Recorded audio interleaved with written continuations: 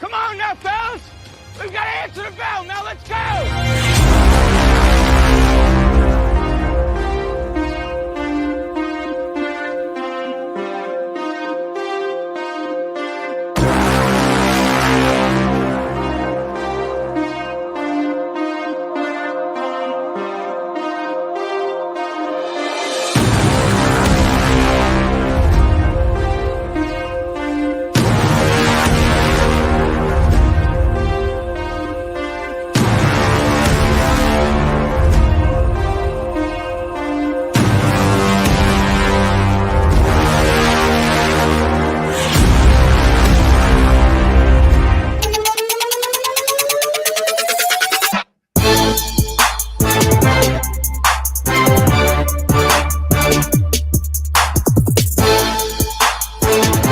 To the Friday edition of Main Street Sports Today. I'm Maurice Patton, and Justin, can you hear me?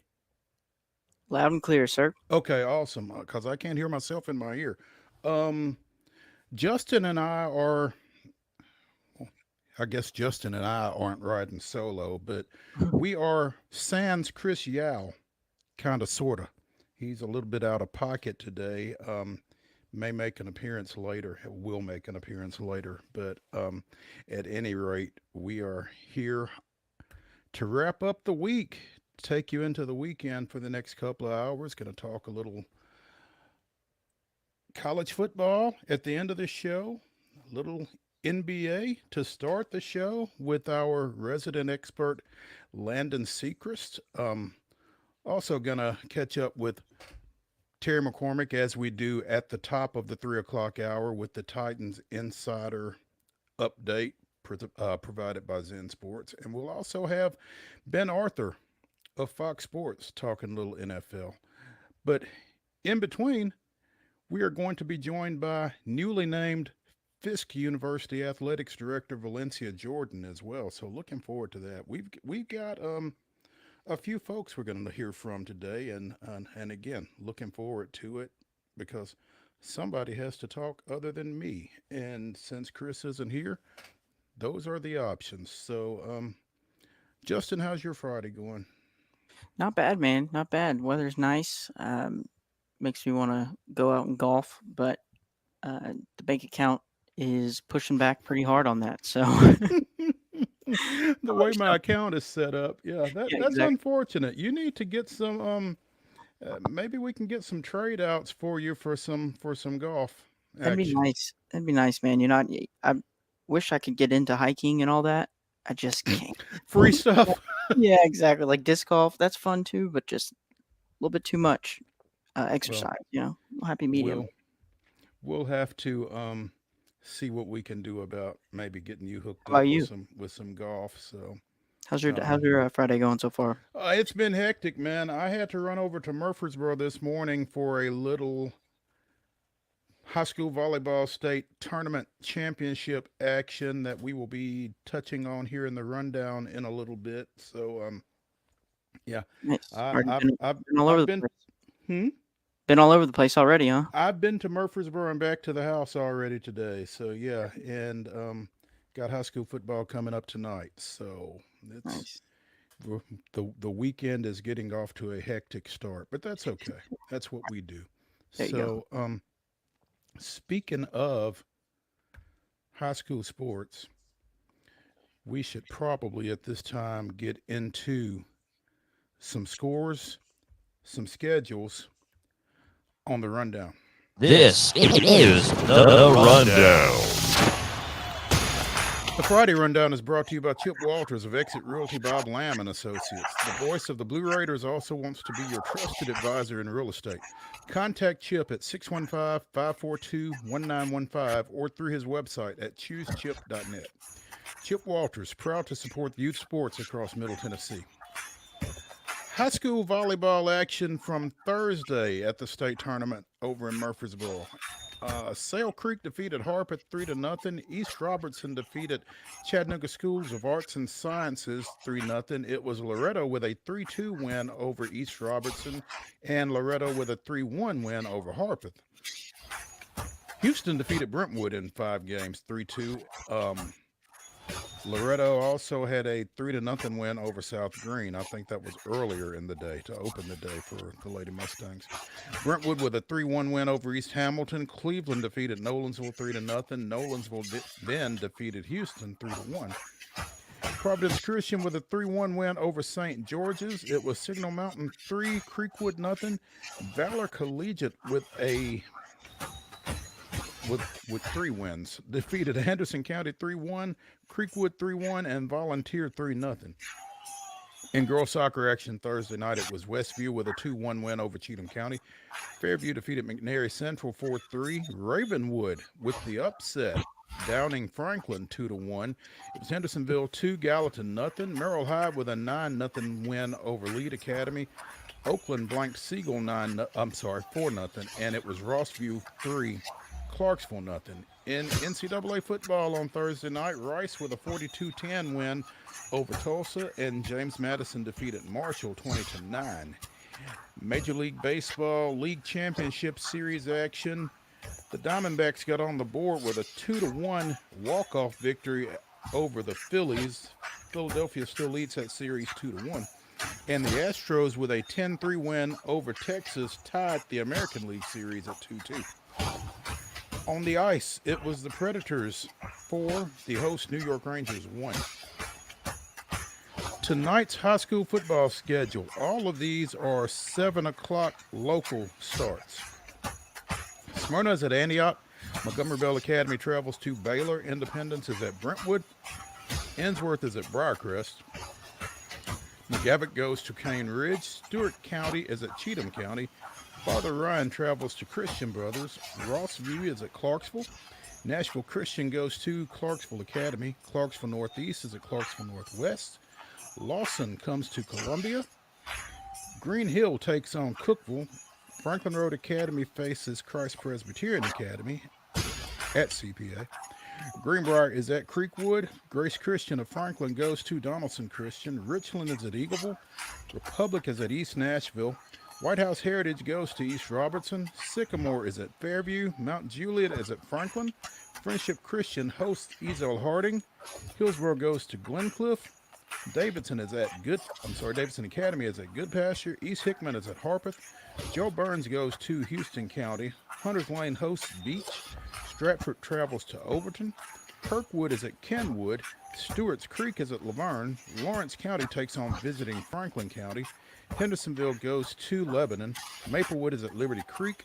Lipscomb Academy takes on visiting Brentwood Academy. Host Montgomery Central meets Station Camp. Columbia Academy goes to Mount Juliet Christian. Hickman County is at Mount Pleasant. Summit is at Nolensville. Centennial goes to Page. Pearl-Cone hosts White House. Chattanooga Christian is at Pope Prep. Middle Tennessee Christian plays Providence Christian. Does not say where. That's interesting. Oakland is at Blackwood. Oakland is at Ravenwood. Blackman is at Rockvale. Riverdale is at Siegel. Springfield hosts Gallatin. Spring Hill hosts Tullahoma. Lewis County goes to Summertown. Wilson Central is at Warren County. Macon County is at Watertown. Loretto is at Waverly. Webb School at Bell Buckle hosting Battleground Academy. Dixon County goes to West Creek. Portland is at Westmoreland. Marshall County is at Whites Creek. And Sacred Heart of Jesus is at Zion Christian. Again, all of those are 7 o'clock local kickoffs. High school volleyball state championship action today in Class A. Sale Creek, after 7 straight state tournament appearances coming up empty, finally got their first state championship in any sport with a 3-1 win over Loretto. We'll have coverage of that on Main Street Murray later today. Valor Collegiate and Signal Mountain are currently playing over at Siegel in the Class AA championship, and at 4 it's Nolensville and Cleveland. Girls soccer action tomorrow. These are all sectionals, I believe. Lipscomb Academy is at Baylor. University School of Jackson is at Battleground Academy. Cheatham County goes to Cascade. Franklin Road Academy goes out to ECS in Memphis. Chattanooga Christian is at Harpeth Hall. Franklin travels to Hendersonville. Houston hosts Clarksville over in West Tennessee.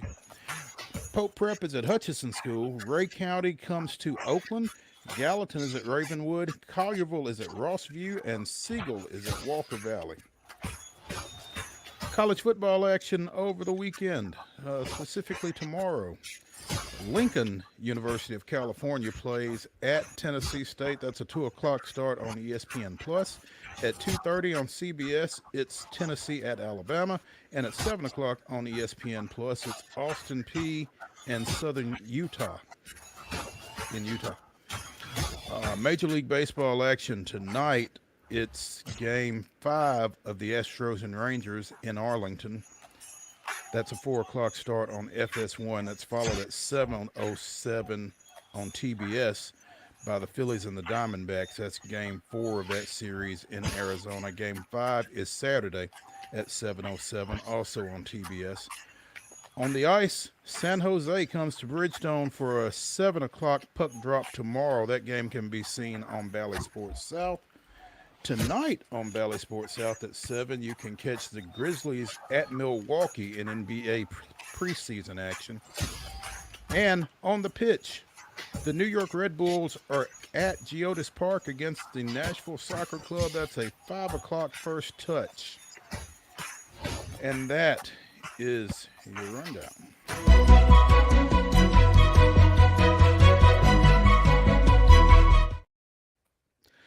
Top story today brought to you by Piggly Wiggly out in Neely's Mill in Columbia. Be sure and check them out for your meat and 3 lunches, as well as fresh hand-cut meats and everything else.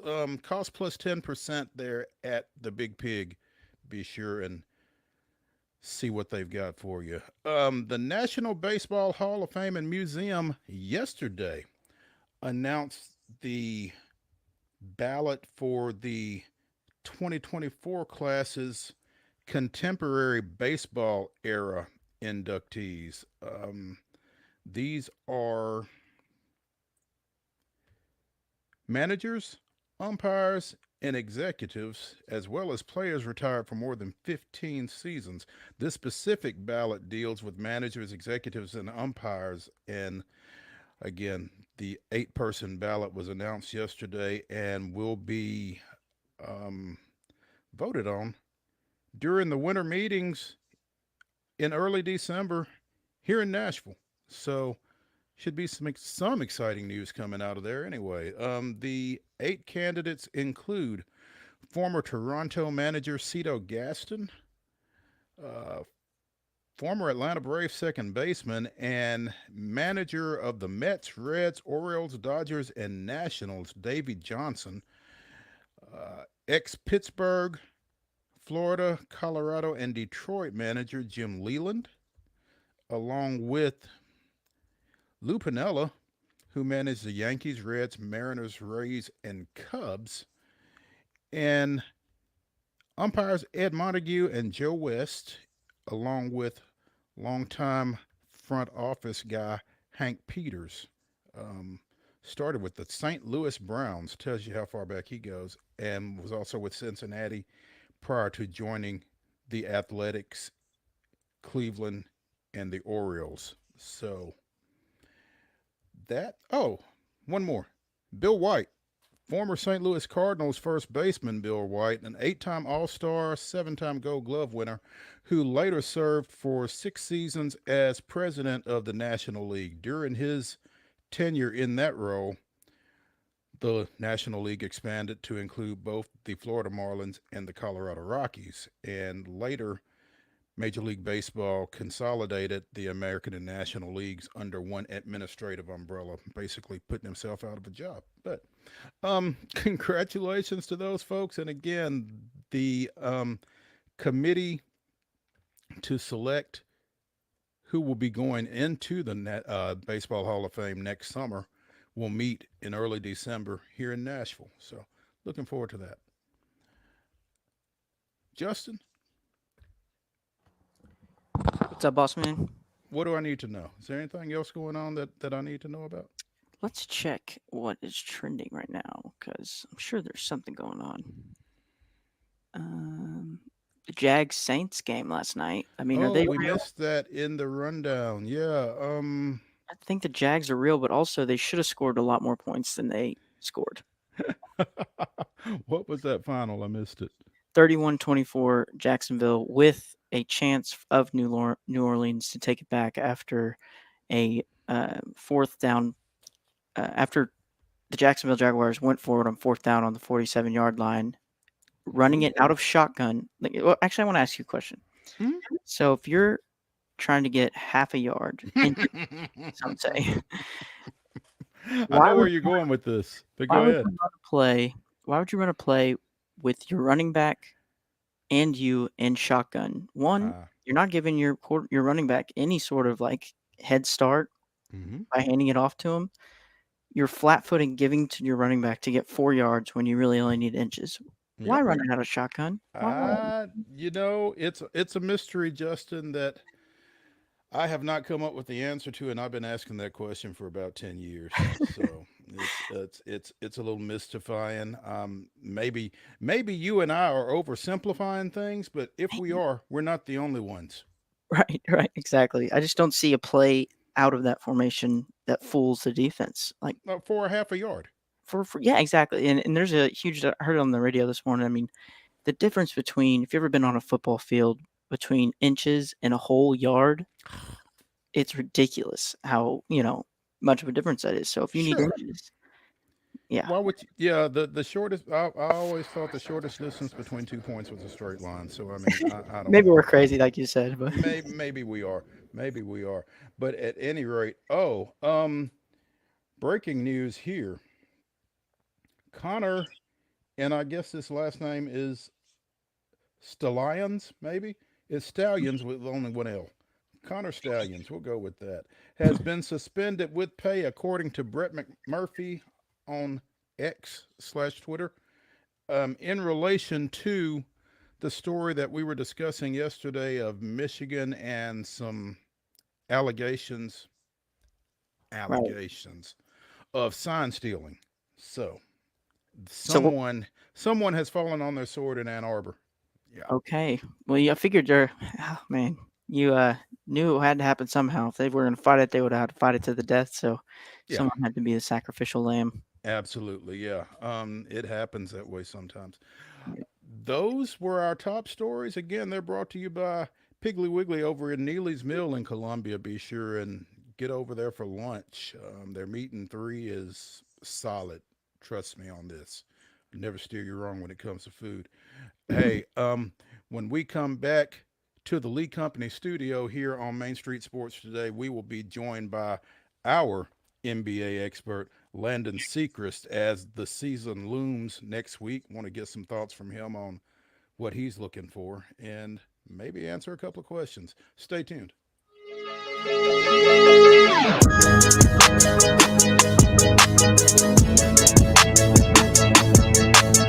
Mid-Tennessee Bone and Joint treats your orthopedic injuries and existing conditions. Our trained physicians will get you back in the game faster. Contact us at 931-381-2663 or www.mtbj.net.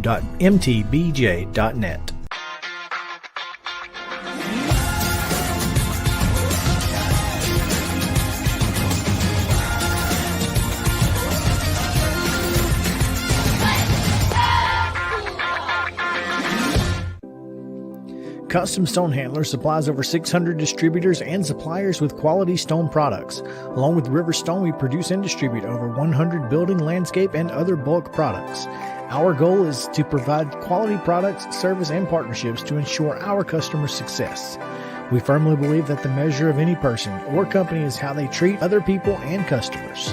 Give them a call at 931-490-4990 or visit CustomStonehandlers.com. Mockingbird Title and Escrow is an attorney-owned and operated full-service title company in Middle Tennessee. We get your deals closed without worry and fuss. We're a family business that offers the highest level of expertise in our industry when it comes to closing and funding your real estate transactions.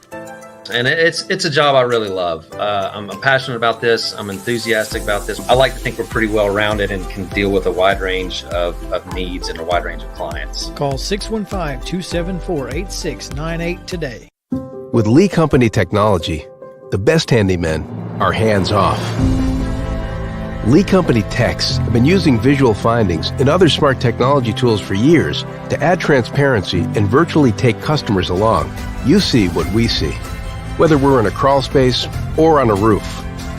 With Lee Company, technology helps us help you, no matter what's happening in the world or at your house.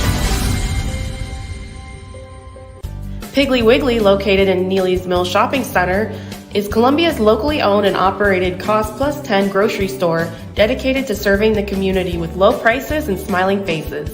Piggly Wiggly offers fresh, hand-cut meats daily, as well as daily hot plate lunches from their deli counter. You're certain to see smiling faces and a helping hand when you're here at Piggly Wiggly. Come by and check out our fresh produce, high-quality meats, and more. Down home, down the street, we'll see you at the Pig. Mid-Tennessee Bone and Joint has been the official sports medicine provider for Murray County Schools for more than 40 years. We specialize in orthopedic service, and our Ortho Quick Walk-In Clinic lets you bypass the ER. Visit us online at www.mtbj.net.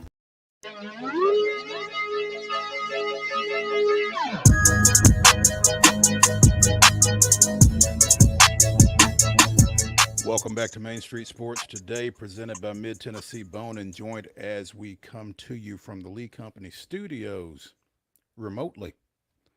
I'm Maurice Patton, and as you can probably tell, Chris Yao is not here.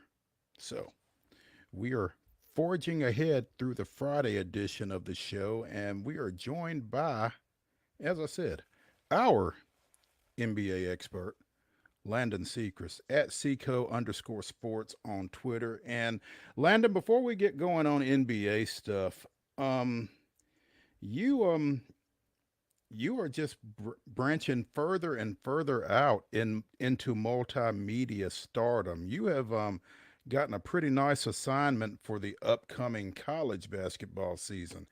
Tell folks where they'll be able to see you this winter. Landon, we can't hear you. I will be featured on Belmont Basketball's ESPN Plus broadcast. We are very fortunate to have our own ESPN Plus streaming broadcast for both basketball teams, and I'll be serving as a sideline reporter for women's basketball this season and helping out with feature content on the men's side as well. So you'll see me a lot for Belmont basketball. Man, so is there an upgraded wardrobe? Do you get a wardrobe allowance for that? How does that work? I will have to be on point when it comes to wardrobe, for sure. We'll be pulling out the Craig Sager-esque fits, I hope. Oh, there's a little something. If the Belmont basketball wasn't enough, checking in to see what Landon will be wearing will probably be worth the view. So looking forward to that. Happy for you, man. That's a huge assignment. And thank you. No, you're going to be great at it. So is it coming up on Christmas time for you? I mean, with the NBA getting ready to get started next week? 100%. Literally, I've always looked open to opening night, and next Tuesday is going to be a great day for me getting basketball back. I've been tuning in the preseason, but I'm cranking up a fantasy basketball league with my friends, so I just can't wait for opening night on Tuesday.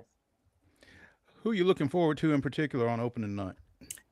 I'm really looking forward to the conversation between the Lakers and the Nuggets is not necessarily healthy. There's a little beef between two of the teams just because the Nuggets are obviously the defending NBA champions, and the Lakers have LeBron and AD, and that playoff matchup last year went in favor of the Nuggets. So that's going to be a sight to see. And then the nightcap is going to be Suns and Warriors, I believe, and Big Three in Phoenix is going to be something to see on the offensive end. And then the Warriors have Chris Paul, which I still can't really get my head around. So we'll see how that works out. So I'm just interested to see all the storylines on Tuesday. And I guess if the beef between the Nuggets and the Lakers isn't enough, the Nuggets will be getting their rings that night. Very true. Ring ceremony night too. Yeah. Landon, as you look at this upcoming season, beefs aside, what are you kind of looking forward to? What are some storylines that kind of jump out at you? I'm very interested.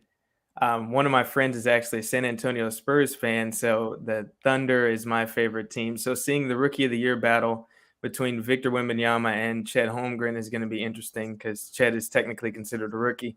So that's going to be very interesting to see. That's the thing that I'm looking forward to. And then just the player movement, obviously, with Bradley Beal now in Phoenix, Dame in Milwaukee. We don't know what Harden's going to do in Philadelphia. And all just the player movement is really going to be a sight to see who fits where. And Ja's out for 25 games in Memphis. So it's going to be interesting to see like the standings and how the first few games or so goes in the NBA. It doesn't sound like Harden's going to be doing anything in Philly. That is very true. I can't wrap my head around that either. I'm not the biggest James Harden fan, but I would want to play with the MVP, Joel Embiid, but that's just me. I don't know where James Harden his head is currently, but that'll be interesting to see. Well, it's funny, though, because, I mean, some people are satisfied with being a big fish in a small pond. That is very true. And at this stage in Harden's career, I mean, we've obviously seen him put up the 30, 40, 50, even 60-point games. And when he was in Houston, we've seen him at that level of dominance. So what's his career goal now? Is it to chase a championship, or is it just to kind of sit back in the shadows and just play basketball? I mean, I don't really know. His play style has definitely changed, in my opinion. He's not that dominant. You can call on him for isolation scoring anymore, but we'll see how it works in this season. Hopefully, I would love to see him back with Embiid in Philly because I think they can be a top team in the East. Talking about the East, I mean, did Milwaukee wrap up certainly the East and maybe the NBA by getting Dame to go with Giannis? Obviously Boston says no, but I mean, what does that do to the power structure in the East in particular? Well, Milwaukee's definitely going to be able to score a lot of points. I mean, that's close to nearly 70 points with just Dame and Giannis alone in a game. But when I looked at the trade, I looked at, the Milwaukee Bucks, they lost Drew Holiday, which is one of the best two-way players in the league, and he was the point guard on the team. So that's going to be a change to see in terms of defense because, Dame is a smaller guard himself, and we know he can score, but can he defend? And the fact that Drew Holiday is now in Boston, who also added Kristaps Porzingis, they're looking for a big year out of Peyton Pritchard. So, I mean, it's going to be interesting to see how Milwaukee responds to a Boston team that's clearly trying to dodge and kind of counter everything that they're doing as well. So I think that's clearly going to be the 1-2 in the East, Boston, Milwaukee. Who's behind them? I think you surely can't discount a Miami team that's going to have a chip on their shoulder just because they did not get Dame. I'm looking for Philly up there. The Knicks, obviously, they're always in the mix. I don't know if you can count on them to be necessarily a top team in the East, but I think that's a good top four. And then the Atlantas, and you look at a team like a Brooklyn that's got Cam Johnson and Mikal Bridges full-time this year. I think that'll be a very fun team to watch. I'm really high on Mikal Bridges. So it's going to be good to see him in a full season kind of as the lead person in Brooklyn. Landon SECREST at Seco_sports joining us here on Main Street Sports today, presented by Mid-Tennessee Bone and Joint, talking a little NBA in anticipation of that season getting cranked up on Tuesday night. You mentioned Miami, Landon. What if, and maybe it's not possible with an 82-game schedule, but what if you got playoff Jimmy for 82 games? Playoff Jimmy for 82 games for the Miami Heat is the best scenario possible.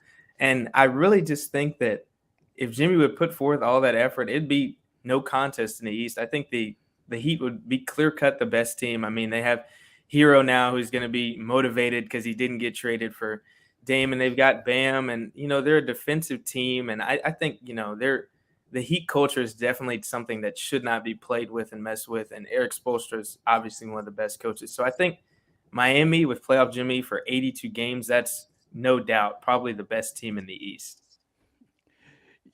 Shifting to the West, you mentioned Wembanyama and Chet, and it's interesting that those two kind of are being mentioned in the same breath because it looks like they're kind of similar players, just from a physical stature type presence to what they like to do. I mean, are they mirror images, or how do you see them not being similar? I would say I would probably give the edge to Wembanyama as more of a complete player, just from I tuned into the Spurs versus Heat game in the preseason, and he was bringing the ball up the court, creating off the dribble. I mean, finishing alley-oop dunks, Euro stepping. I don't know if Chet's game is at that level, but Chet surely is no slouch. On the defensive end, he's definitely a high-key shot blocker, and he can create. I would probably say he can more so stretch the floor than Wemby.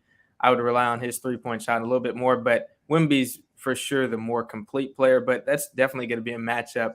Just looking at the two towers, I mean, Victor is a legitimate 7'4", 7'5", because he makes Chet Holmgren look little, and Chet is 7'1". Can both or either of them get away with playing long term in the NBA with their physical build?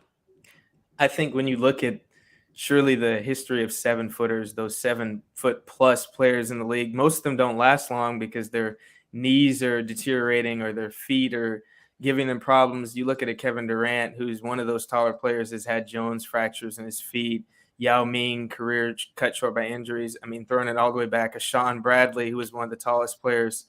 Definitely it's going to be something to monitor with them and their durability overall. I mean, Chet is going into probably a playoff team or a fringe playoff team in the Oklahoma City Thunder. And Wemby's definitely probably going to be a 1 or 2 option on the Spurs this year. So they're going to be called on a lot just to see how long their body lasts in kind of their first year of action. In retrospect, did Denver sneak up on people, or, were there folks in the league that knew that this roster was capable of what they did last year? I think a lot of people were just, as crazy it is to say, underestimating the power of Nikola Jokic and his impact on a game. I mean, impacting it at all three levels, on defense, three-point shooting. I mean, just leadership-wise, he's a complete player, and the Nuggets really did a good job of surrounding him with the right pieces that are complementary. I mean, you look at Aaron Gordon, who can play defense and can be a high flyer. Michael Porter can certainly knock down three-point shots. And just looking at that team, Jamal Murray, who is the second kind of fringe all-star on the team, and looking for him to have a big year too. But I think he steps his game up in the playoffs, and looking at that team, I feel like it was just complete. And teams really weren't expecting the Nuggets to kind of, hey, they're this good. We knew they were good, but they put it all together, and they were kind of just blowing teams away. So what are the chances of are they the number one in the West? I would say until another team proves otherwise, yes. I mean, you're looking at Phoenix, who certainly added firepower. You look at the Lakers, Clippers, fully healthy Clippers team is definitely up there. The Mavericks with Kyrie all season and Luka. But until somebody knocks Denver off the throne, I'm not going to put anyone up there. I need to see everybody else on court putting it together, because I don't know if anybody can stop Jokic. Surely nobody could last year in the playoffs. So you talk about a healthy Clippers team. Those are, you don't hear that very often. Those two words, Clippers and healthy, together. And that's kind of been their biggest shortcoming, I guess. That is very true. When you look at Kawhi Leonard, definitely a top 5 player. Maybe you could put him in the conversation as a top 3 player in the league if he's healthy. the way he impacts on defense and can give you buckets on the offensive end. Paul George is definitely one of the smoothest players in the league. That tandem as a duo, and then you add somebody like a Russell Westbrook in the mix, definitely look for them to have a big year if they're all healthy. I mean, that's a team that's living in the shadows of the Lakers currently because of all the injuries and the recent championship of the Lakers and LeBron being on the Lakers side, but they're definitely not anything to be played with if they're a healthy squad. And that's a big if they're a healthy squad. They have the coach, Tyronn Lue, but they need health on their side for once. Where are the Lakers? The Lakers, I would probably say I'd put them behind Denver, presumably behind Phoenix, probably somewhere in the 3 to 4 range in the West for sure.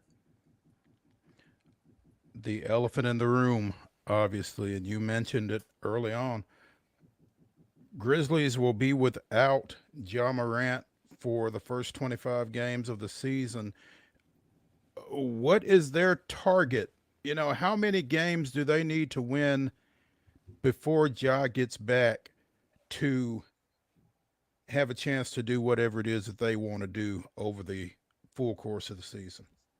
I think when you look at the Grizzlies, definitely in recent years without Ja, they've been one of the better teams without their superstar players. So I'd say they're probably not going to struggle to win games. It'll just be interesting to see with that cloud kind of hanging over their heads in terms of the suspension, how they perform. But I'd say they probably need to win about half to 2/3 of their games just to keep up with the pace to kind of elevate them once Ja gets back to where they're not trying to play catch up once he arrives.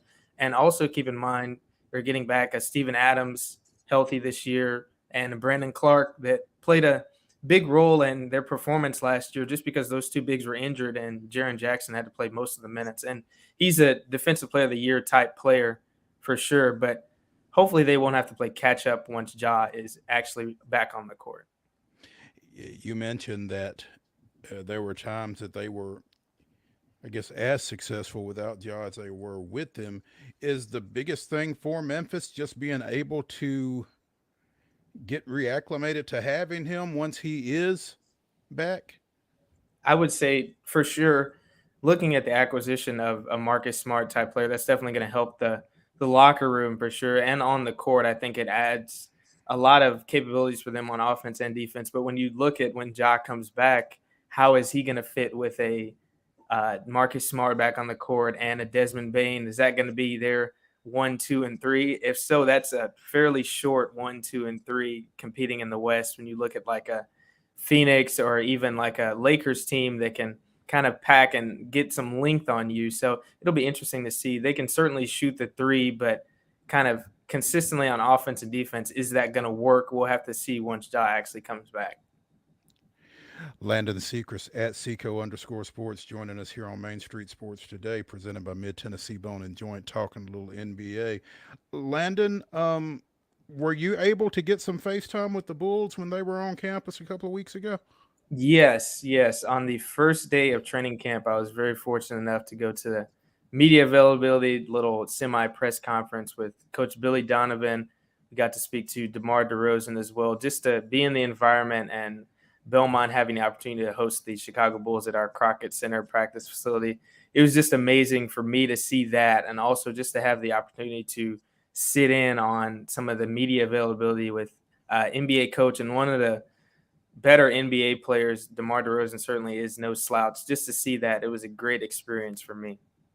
And I don't know if Coach Alexander or the Belmont team was able to be around them very much, but just the idea of having an NBA team on your campus, in your facility for a few days like that, that's kind of got to be a feather in your program's cap, I would think. Right. It definitely helps with in the recruiting factor of convincing players to come to your school, and obviously just getting your players that exposure to see this is what it takes. This is what an NBA practice looks like. And just for the coaches to kind of have that insight for an NBA coaching staff as well. It's just a great opportunity. We've had the Pelicans here in the past and the Cleveland Cavaliers here in the past too. So it's just an all around great thing.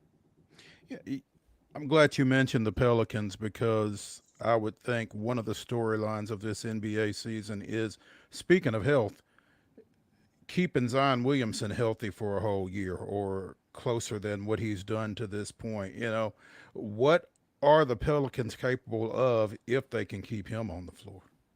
I think the Pelicans are definitely in that 5, 6, 7 range. If they can get all three of those players on the court, including Brandon Ingram and CJ McCollum on the court with Zion, I think they're definitely a team that cannot be slept on in the West. But you look at Zion, I mean, can he get on the court? Can he actually play alongside Brandon Ingram for long spans of time? We know what Brandon can bring to the table, was an all-star replacement in the past. But can Zion get on the court and kind of just produce like we expect him to? Okay. Any other thoughts from you as we approach Tuesday, Christmas Day, for you? I'm just excited to see, one, it's going to be a lot of points scored in the NBA this season. Keep an eye on the scoring title kind of race this year. Who's going to average the most points? Who's going to score the most points? Look for a lot of offense this year. I think it's going to be a big offensive year this year.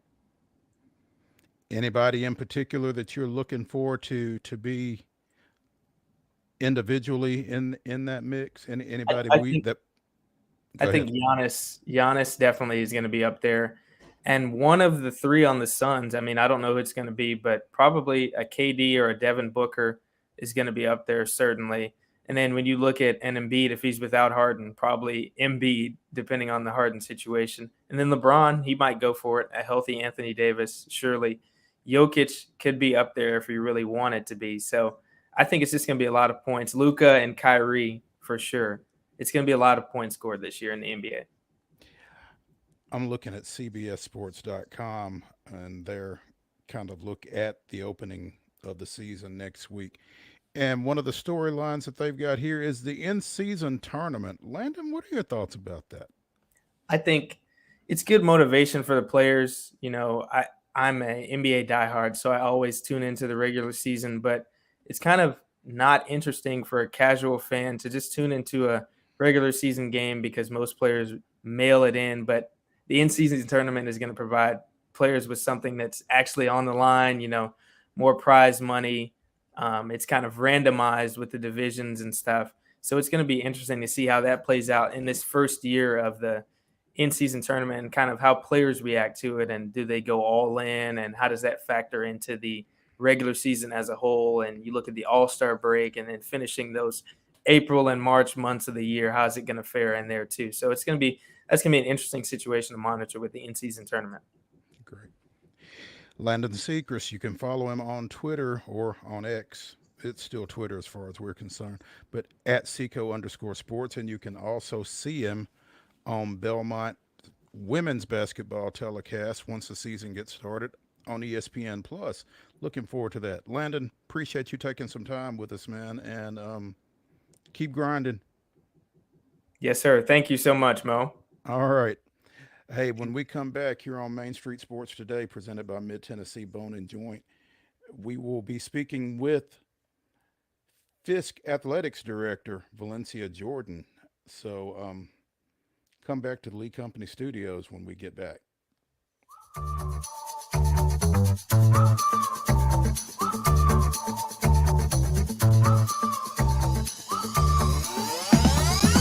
Mid-Tennessee Bone and Joint treats your orthopedic injuries and existing conditions. Our trained physicians will get you back in the game faster. Contact us at 931-381-2663 or www.mtbj.net. With Lee Company technology, the best handymen are hands-off. Lee Company techs have been using visual findings and other smart technology tools for years to add transparency and virtually take customers along. You see what we see, whether we're in a crawl space or on a roof. With Lee Company, technology helps us help you, no matter what's happening in the world or at your house. Jones & Lang Sporting Goods here in Columbia has been outfitting teams, officials, and anybody else from T-ball to college for 50-plus years. Be sure and check them out at 931-388-8060 or online at jonesandlang.com. Jones & Lang Sporting Goods, the look of a winner. Zion Christian Academy, ZionEagles.org, or 931-388-5731. You can schedule your appointment. Go tour their campus. It is beautiful over there, and you're definitely going to want to see it. Again, it's ZionEagles.org. Give them a call, 931-388-5731, and schedule your tour today. Mockingbird Title and Escrow is an attorney-owned and operated full-service title company in Middle Tennessee. We get your deals closed without worry and fuss. We're a family business that offers the highest level of expertise in our industry when it comes to closing and funding your real estate transactions. And it's a job I really love. I'm passionate about this. I'm enthusiastic about this. I like to think we're pretty well rounded and can deal with a wide range of needs and a wide range of clients. Call 615-274-8698 today. Mid-Tennessee Bone and Joint has been the official sports medicine provider for Murray County Schools for more than 40 years.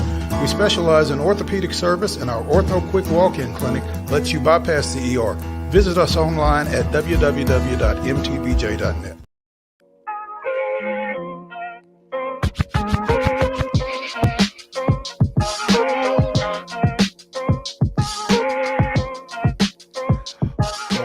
Main Street Sports Today, presented by Mid-Tennessee Bone and Joint. It's the Friday edition, getting you ready for the weekend. I'm Maurice Patton.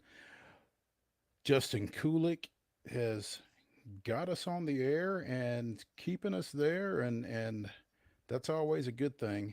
And now, as we get deeper into the final show of the week, we catch up with new FISK Athletics Director, Valencia Jordan. Coach, welcome to the show. Thank you. Hey, can you hear me okay? I can hear you just fine. Yeah, appreciate you taking some time with us today. I'm sure it's a pretty busy time for you as you are transitioning into your new role. Again, congratulations. And when you left as an athlete, did you ever see yourself coming back to this? Probably not. What? But I'm glad to be back. Yeah. What brought this about for you? I would say destiny. It really. I think it's a matter of relationships and just being patient and having the faith to do the things that we were created to do. But without that connection to my former coach who was here at the time, she was Coach Harriet Kimbrough, who is now Dr. Harriet Hamilton. Mm-hmm. And so over the years, we've always kept in touch. And I think when she came to TSU as a professor and had an opportunity to really see me in my career in the profession, and not so much as the hot-headed athlete, it was a good opportunity so that when this position presented itself, that she could speak up. As they would say, you want those sponsors, those individuals who can say your name in the room when there are discussions about opportunity and doors being open. And so she placed the call. I really wasn't sure, to be honest, that I would get back to this arena, but I'm certainly delighted that she did encourage me to put my name in the hat, and I did and went through the process, and I'm just glad that through the interview and all the things aligned in my favor. And so 2 weeks in, here I am. I've had the opportunity to be around Dr. Hamilton on various occasions, and when she encourages you to do something, you pretty well do it, don't you? I just say, yes, ma'am. Yes, ma'am. So, yes. She is a force of nature. She truly is. And I can't imagine anybody better to have in your corner than her. Oh, I mean, it's been amazing. We talk a lot in terms of leadership and the importance of having mentors and sponsors, those individuals who have the experience, who can pour into you. And she has been that on all fronts. And you know, whether it's giving advice to sharpen your skills, or just giving the encouragement to you know, to understand how things work. But I think just hearing how she saw me fitting here was beyond what in anything that I could think or imagine. And so as I listened to really to her take on why I should pursue this, it was convincing enough for me to say, absolutely.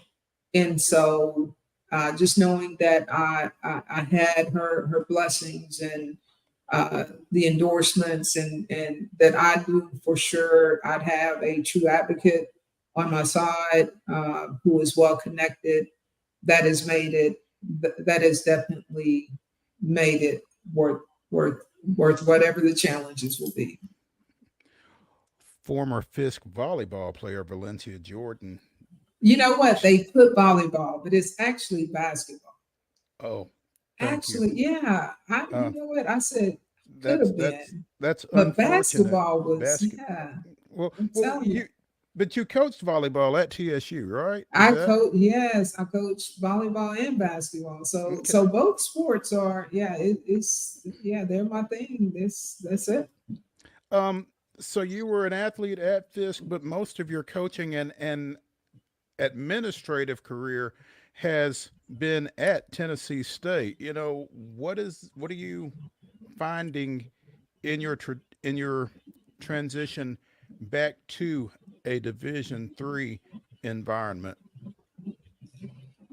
It's been an interesting transition, but what I would say is competition is competition. And when I came to the first volleyball match a week or so ago, that settled the score for me. And just the excitement, the competitiveness of those young ladies. And so I'm trying to look at it through the lens of not comparing divisions. But what I see in this NAIA, Gulf Coast Athletic Conference, is that there are individuals, there are student athletes who are training hard, who are giving their all, there are coaches who are equipped and who are preparing themselves as though they were Division I NCAA. I would imagine it's got to be an exciting time to be at FISK, actually, Coach, just from the standpoint that, you know, you're heading into the second season of the gymnastics program that, you know, drew national attention last year, had a lot of success last year. You've got a legend leading your men's basketball program in Kenny Anderson. I mean, there's a lot of great stuff going on over at FISK. How do you keep that momentum going and keep that train rolling? I tell you, it's it's going to be. I'm still trying to find my way in making sure that I can assist all of those individuals in sustaining what they've started. I think that the gymnastics blew up so fast and so quick, in being on all the national stages that they were on. We're already looking into a big event coming, the first of the year, that I think will be great for everyone in the city. And I think that program itself has recruited on its own for who knows how many years. And Coach Tarver is doing a great job in making sure that they have what they need. I'm more excited, I would say, or equally excited about really working with Coach Kenny Anderson. As I told him, you are still the hidden gem in the city, but it's going to be my job to get you out there so that people can know that Kenny Anderson is in fact in the city and coaching at Fisk University. But I know that he and his guys are looking forward to having a great season. But I would say on the women's side, Coach Victoria Crawford came in as a new coach last year and was runner-up in the conference. And so, both, I would say she's the one that's chasing. She's the one that the conference is really like, oh my gosh, we have to contend with her. But it's just a great feeling to be around coaches who are and have been successful. And so just making sure that I am equipped to make whatever necessary moves to help them elevate what they're doing. Newly named FISK's Athletics Director Valencia Jordan joining us here on Main Street Sports Today, presented by Mid Tennessee Bone and Joint. Coach, as you step into this role and continue to get yourself acclimated, what goals do you have, short term, long term, in terms of what it is you're trying to get done? I would say the short term is bringing a certain standard of doing things, making sure that consistently every program is hitting the mark of that standard, being able to convey that as we go out and represent this institution, what does that look like? And so really some things that you won't see as much on the court or on the field, but those things that over time will show in their production and in their terms of winning. But really just being more of a teacher in terms of leadership, but also one of my main goals and objectives is to put athletics in a light where the campus and the community embraces us, to know that we want their support, we need their support, and it's very critical to not only right now, it's critical to the future of all the things that we'll do. But I think down the road, it's more looking at the avenues of enhancing opportunities for the student athletes, and that's whether that's through facilities and making sure that everything is where it could or should be, so that when they come into practice or when they travel, they will know that they will feel special. I'm a huge advocate for student athlete well-being, and that piece of it is critically important to me. But just understanding that is an exciting time for FISK, having a newly appointed president and President Clark, and ironically, we both started on the same day.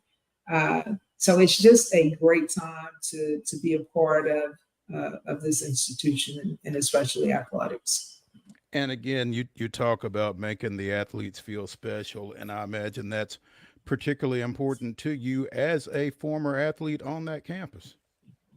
It is, and it is. I think it's indicative of my relationship with Coach Hamilton. And if every student athlete could get what I got, is well worth it. And at the end of the day, that's really what it's all about. Yes, you want to compete, you want to compete well.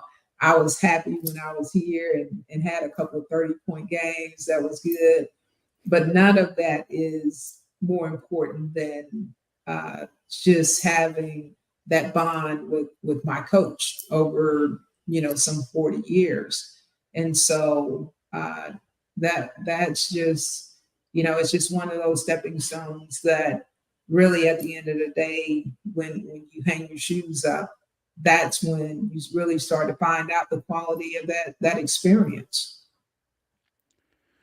Former FISK Lady Bulldog, Valencia Jordan, joining us here on Main Street Sports Today, presented by Mid-Tennessee Bone and Joint, as she transitions into her new role as athletics director at her alma mater. Coach, really appreciate you taking some time with us this afternoon, and wish you all the best and hope to catch up with you again here soon.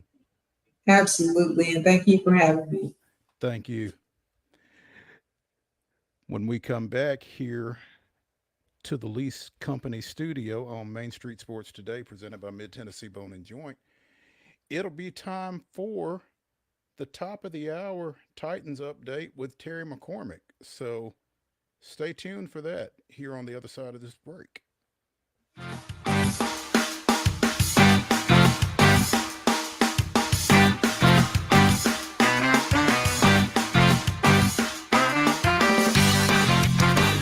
Mid-Tennessee Bone and Joint treats your orthopedic injuries and existing conditions. Our trained physicians will get you back in the game faster.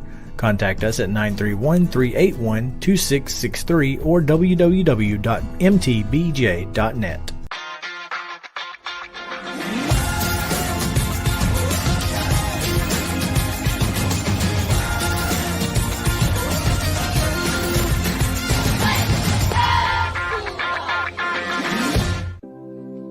Custom Stone Handler supplies over 600 distributors and suppliers with quality stone products. Along with River Stone, we produce and distribute over 100 building, landscape, and other bulk products.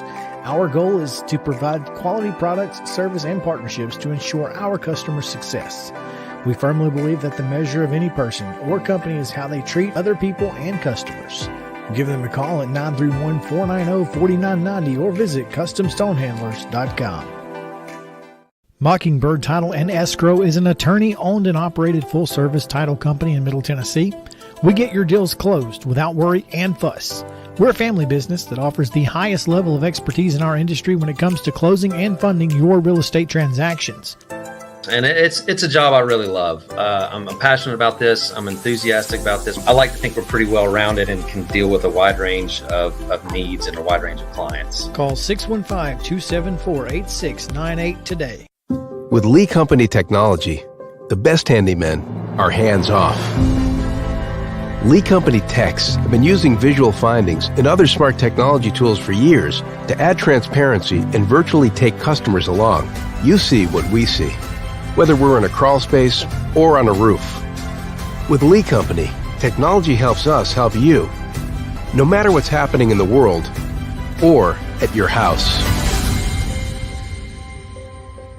Piggly Wiggly, located in Neely's Mill Shopping Center, is Columbia's locally owned and operated Cost Plus 10 grocery store dedicated to serving the community with low prices and smiling faces. Piggly Wiggly offers fresh, hand-cut meats daily as well as daily hot plate lunches from their deli counter. You're certain to see smiling faces and a helping hand when you're here at Piggly Wiggly. Come by and check out our fresh produce, high-quality meats, and more. Down home, down the street, we'll see you at the Pig. Mid-Tennessee Bone and Joint has been the official sports medicine provider for Murray County Schools for more than 40 years. We specialize in orthopedic service, and our Ortho Quick Walk-In Clinic lets you bypass the ER. Visit us online at www.mtbj.net.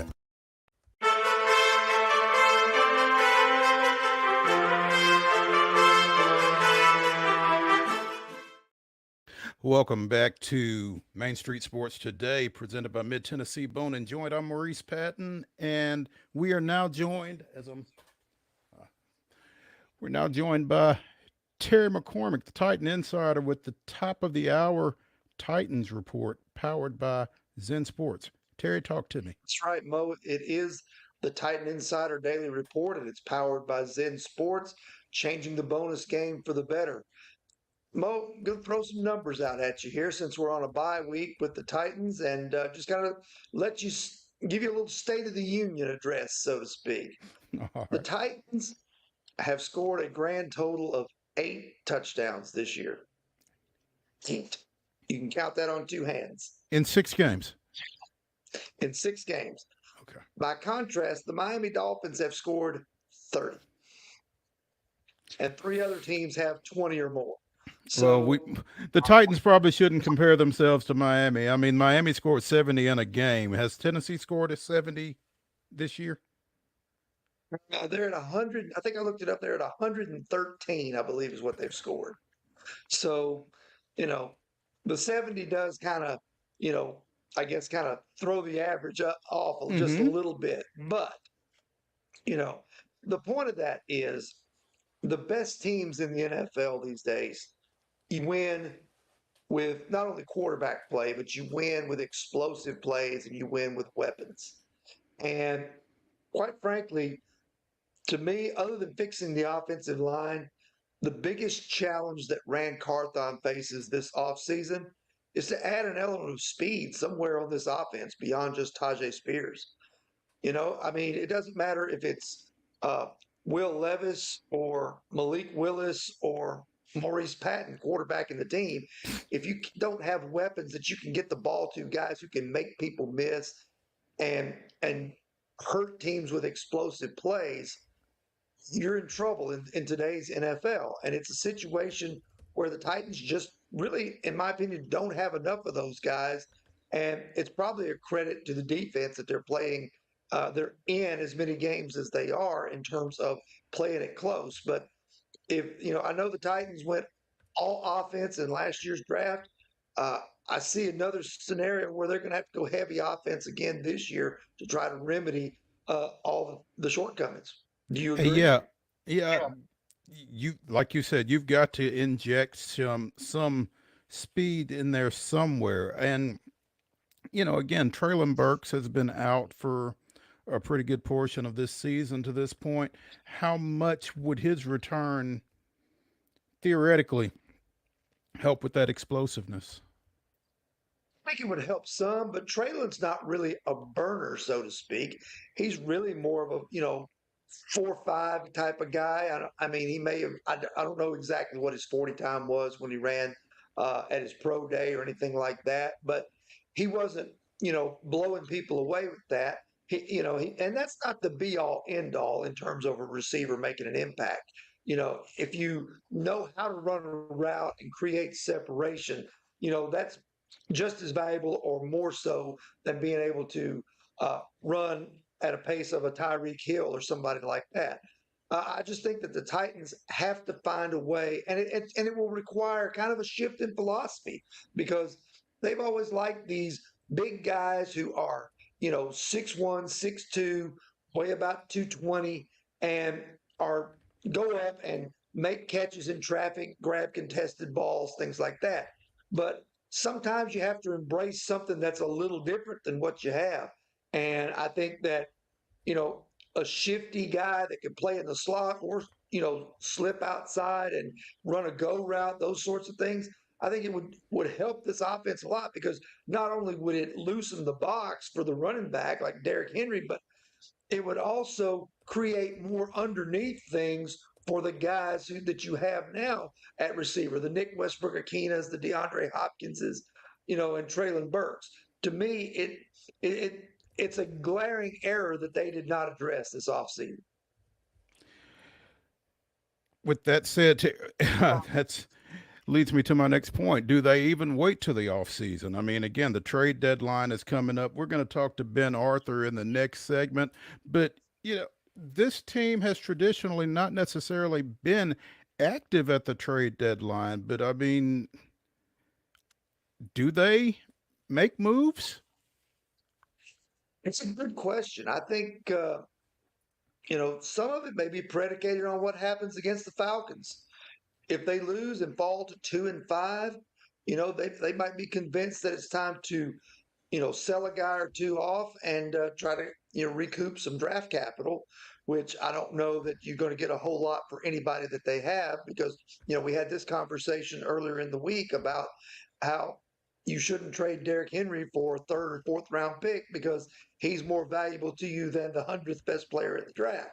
So I don't know what you could get in return. As far as them being buyers, they really don't have a whole lot of draft capital to be given away to be buyers.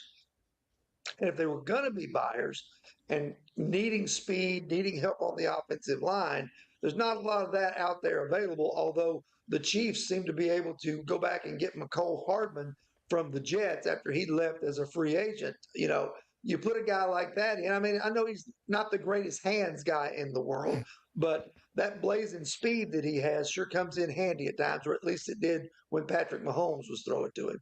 Absolutely. I mean, you've seen some receivers out there. Again, Van Jefferson went from the Rams to Atlanta. McCole Hardman, like you said, and it feels like if the Titans were going to make a move to try to shore something up, receiver is where it would be. Yeah, because I mean, with the offensive line, you could do it, but it's very difficult. Those guys work as a unit.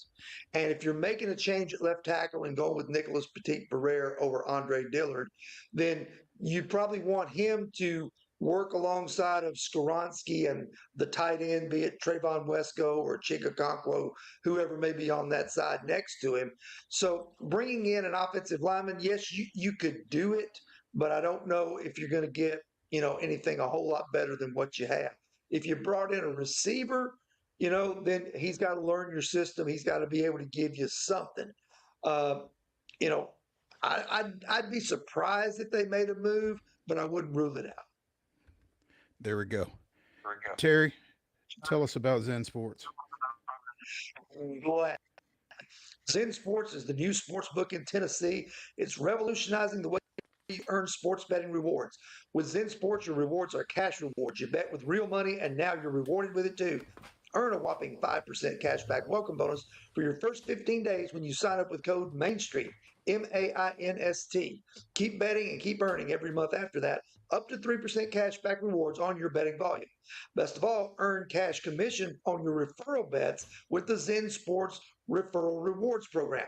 Zen Sports, betting just got better. Gambling problem? Call 1-800-889-9789. Terms and conditions apply. Must be 21 and older and in Tennessee to bet.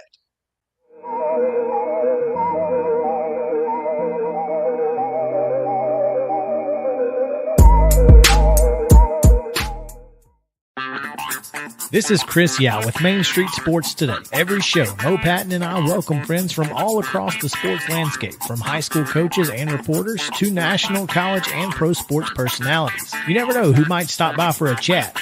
She's on Thinking Out Loud, presented by Regions, and Out of Pocket with Alyssa Lang. It is, in fact, Alyssa Lang. I'm a little nervous. I'm going to lower the bar for guests now. Oh, no. Apologies in advance. It sounds like SEC Commissioner Greg Sankey. You got that radio voice. I do.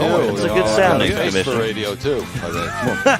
As do we. And then here's the other thing. You guys, you're spot on with the name. Everybody wants to be on Main Street. Everybody wants to be on Main Street. So, and we reach every main street in Middle Tennessee, Coach? Yeah, that's it. So Perfect. when you are on Main Street and you are moving, you gotta love it. Like you're moving. I was impressed. I'm glad someone... It's the biggest racing show of the year, Friday through Sunday, November 3rd through 5th at Nashville Fairgrounds Speedway. 6 fast-paced divisions of racing on the quarter-mile Friday night, pole qualifying and 3 big feature events Saturday night, and the Curb Records Big Machine Vodka Spike Coolers All-American 400 on Sunday afternoon. Racing starts at 6:30 Friday, 5 o'clock Saturday, and 1 o'clock Sunday. Tickets available at NashvilleFairgroundsSpeedway.racing or at the gate on race day. It's the 39th All-American 400 weekend, Friday through Sunday, November 3rd through 5th. Get your tickets now.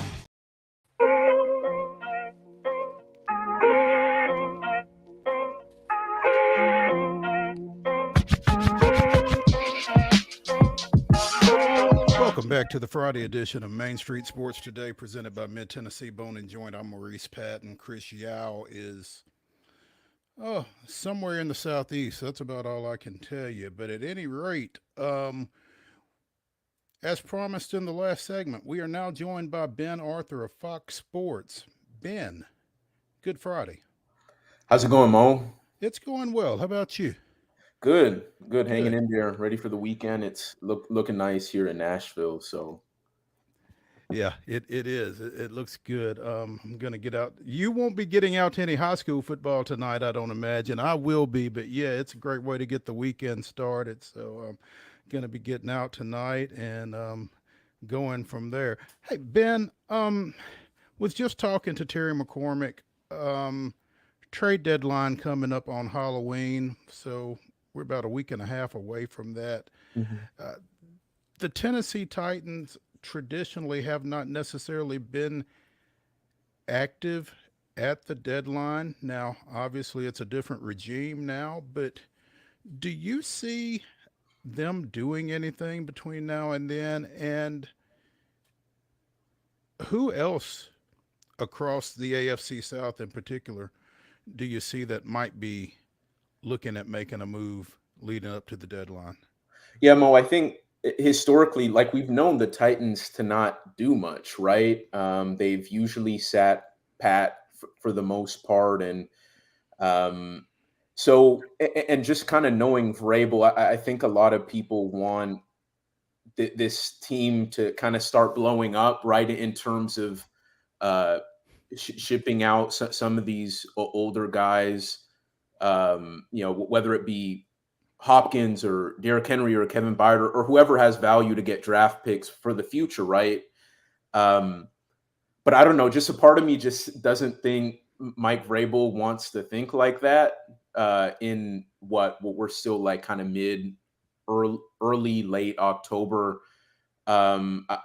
I just feel like Mike Vrabel doesn't want to give up on this season. And we saw, I mean, it's really only the Jags probably have a couple game lead at this point. I mean, it's not totally out of the question for them to contend if they could figure some things out. And certainly we know what happened last year with the Jags seemingly just having maybe looking like they're just going to have another bad year. And then all of a sudden they go on that run and then setting up that week 18 game against the Titans where the Jags ultimately won. And so just knowing Vrabel from having covered him for a few years now, I just don't think he's wired that way. And so for that reason, I could see them standing pat. I could maybe see a move or two to improve the team.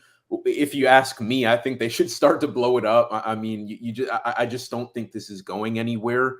I think we've kind of maxed out what this iteration of the Titans can be. And you look at the contract situation of some of these guys and the 2024 draft outlook not looking necessarily great for Tennessee right now. You think of what they could net by starting to part ways with these guys.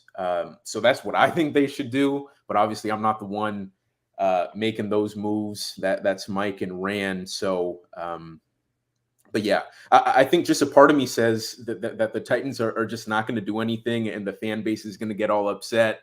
But it's just kind of historically what we've known the Titans to be. Hey, yeah. As you look across the rest of the division, do you see any obvious moves or anything that jumps out at you as far as these other three teams in the South go? I think the one team I think could make moves is Jacksonville, just because, I mean, they're starting to look like a legitimate contender in the AFC, in my opinion. I mean, they're 5-2 now, 4-game winning streak. They're starting to kind of get closer to what this preseason hype labeled them as, and you could see them start to kind of figure it out. They've won 4 games in the last 19 days. I mean, this is a resilient team and a really, really good defense and super talented offense that still hasn't quite put it all together. And they've had 3 games of over 30 plus points. And so in terms of making a move to like get over the hump, maybe they add a pass rusher. I don't know that they could. I think they could be a team that we see make a move to like improve the team. But yeah, I think in terms of the AFC South, they're the only team I feel really confident about maybe making a move. I mean, one part of me wants to say Houston, but because they're still kind of in rebuild mode, even though they're a lot better than I think than everyone thought they would be. I don't think they would be willing to part ways with some of the draft capital they have in order to like try to make a run this year. I just don't see that as being super realistic. So I think they stand pat. And then the Colts, I mean, they're a team that that's probably going to stand pat too. They don't look like they're going to be very competitive, especially with knowing Anthony Richardson isn't going to be in the mix for the rest of the season. And so, yeah, Jacksonville is probably the team I feel like should make a move just because they're in that contention mix. And then again, I think the Titans should be sellers, but they probably won't be. So that's kind of how I would view the outlook in the division heading into Halloween. From a player standpoint, who do you think moves between now and the deadline? With the Titans? No. Just generally. Generally, man, there's a lot of guys. I mean, you look at Alvin Kamara potentially. I mean, with the way the Saints are going, I mean, I don't know. Saints, their season is not going very well. Derek Carr has that situation has been a mess considering they thought he would be the guy to kind of get them over the hump. And so you think they could start to be sellers, right? So that's why I say Kamara. I don't know how legitimate of a chance that is, but I think that's certainly in the realm of possibility. You look at the Broncos for sure as being sellers. You look at a guy like Jerry Jeudy, whose name has been in the mix just with the way Denver's season has gone and the disappointment around Russell Wilson and that team. So Jerry Jeudy, man, I'm trying to think. Jerry Jeudy is the name I'm thinking about. The Panthers certainly have some guys who could be shipped off too, right? They're off to their worst start since 98 or 99. They're 0-6 with Bryce Young to this point. I think it was who is it? JC Horn. I'm not sure. I know a couple guys in Carolina have kind of been in the mix to possibly be moved. Yeah, you kind of put me on the spot, but and I didn't mean to. My bad. Threw it a little through the net a little wider than I meant to. But hey, Davante Adams in particular has been making some noise here over the past few days about something needing to change in Vegas. Do you think anything changes in Vegas? In terms of them, moving him, or in terms of their offense changing? No, in terms of them moving him. Yeah, I mean, I think that's something they have to consider, right? I mean, the Raiders are kind of another one of those teams that, have a lot of guys who you would expect to, with the way they're built, right? They're kind of built to win now. When you think of Crosby, you think of Josh Jacobs, you think of Davante Adams. You have a kind of a veteran bridge type, whatever, quarterback in Jimmy G, but it's just not going well with Josh McDaniels. And so yeah, I mean that's certainly, I think, in the cards. They did give up a lot to get him, and they are paying him a lot of money, and he is still extremely effective. And I think when he does get the ball, as much as a guy of his talent warrants, he can lift your team. But just with the way things are going, I mean, you certainly have to put that into the ether of possibilities. I don't know if that will actually happen. I'm not as versed with kind of what's going on in Las Vegas, but he's a guy that's going to garner interest just because of where the Raiders are headed. And there are a lot of teams that are looking to get over the hump. Wide receivers are always at a premium. So I guess we'll kind of have to wait and see. That's great. Ben Arthur of Fox Sports joining us here on Main Street Sports Today, presented by Mid-Tennessee Bone and Joint. Ben, appreciate your time, man. We'll be catching up with you. Sounds good, Mo. Thank you.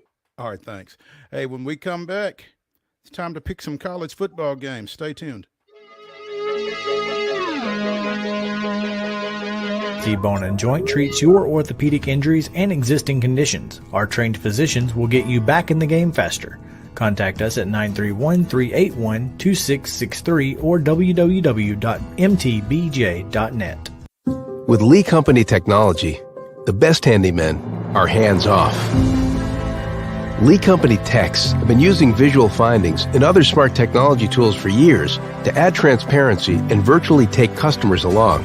You see what we see, whether we're in a crawl space or on a roof. With Lee Company, technology helps us help you, no matter what's happening in the world or at your house. Jones & Lang Sporting Goods here in Columbia has been outfitting teams, officials, and anybody else from T-ball to college for 50 plus years. Be sure and check them out at 931-388-8060 or online at jonesandlang.com. Jones & Lang Sporting Goods, the look of a winner. Zion Christian Academy, zioneagles.org or 931-388-5731. You can schedule your appointment. Go tour their campus. It is beautiful over there, and you're definitely going to want to see it. Again, it's zioneagles.org. Give them a call, 931-388-5731, and schedule your tour today. Mockingbird Title and Escrow is an attorney-owned and operated full-service title company in Middle Tennessee. We get your deals closed without worry and fuss. We're a family business that offers the highest level of expertise in our industry when it comes to closing and funding your real estate transactions. And it's a job I really love. I'm passionate about this. I'm enthusiastic about this. I like to think we're pretty well rounded and can deal with a wide range of needs and a wide range of clients. Call 615-274-8698 today. Mid-Tennessee Bone and Joint has been the official sports medicine provider for Murray County Schools for more than 40 years. We specialize in orthopedic service, and our Ortho Quick Walk-In Clinic lets you bypass the ER. Visit us online at www.mtvj.net.